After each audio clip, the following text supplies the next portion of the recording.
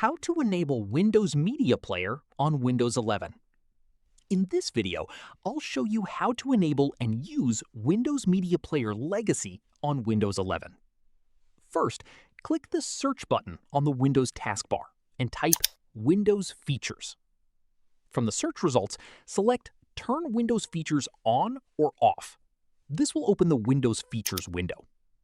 Next, find Media Features in the list and click the plus icon to expand it. Look for Windows Media Player Legacy and check the box next to it. Then click OK.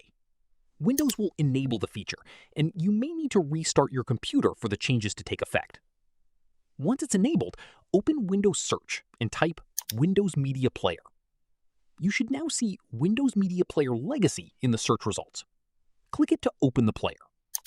From here, you can use Windows Media Player to play your music and other supported media files on your Windows 11 PC. Also, if you don't see Windows Media Player Legacy immediately, restart your computer and search for it again. That's it. That's how to enable and use Windows Media Player Legacy on Windows 11.